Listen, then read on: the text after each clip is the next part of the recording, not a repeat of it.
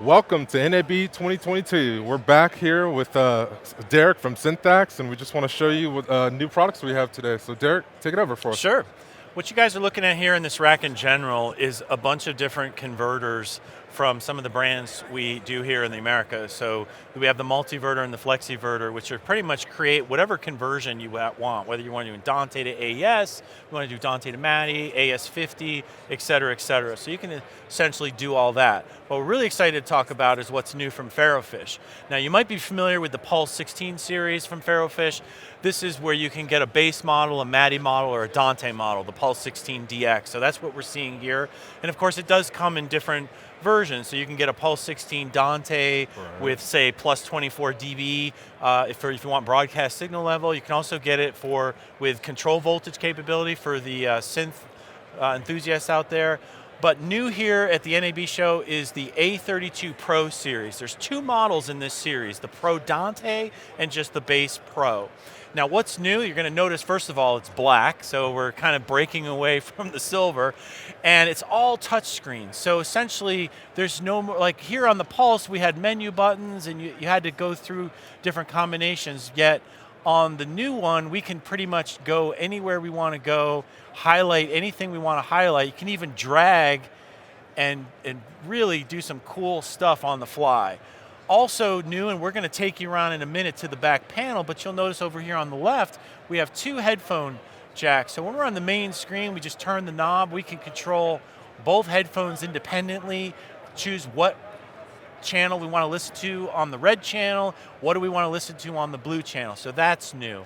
Also, I'm excited to announce that we have GPIOs. This has been a common request, especially for the live sound crowd, because they want to be able to basically wire up a switch and control patching on the fly.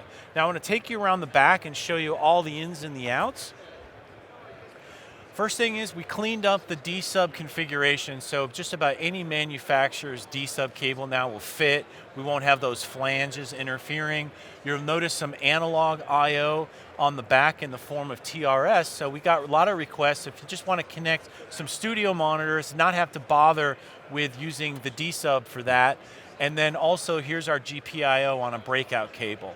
New on the A32 Pro is the implementation of SFP modules for MADI. So this will ship with the SFP MADI optical.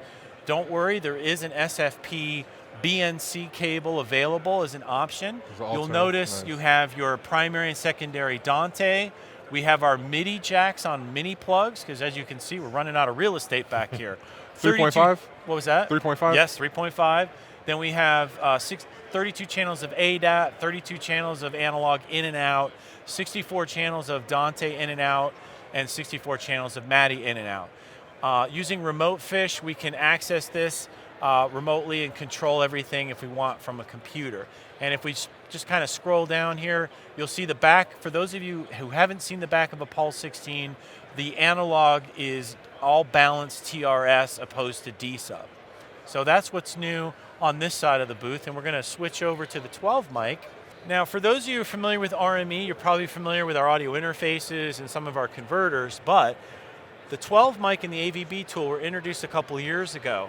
And just as a refresher, these have 120 channels of MADI and AVB capability, and a lot of people will put these remotely and stack them, and we were getting requests to make a single interface controller. So normally you'd go into an IP address and have to have up 3 web browsers to control multiple units.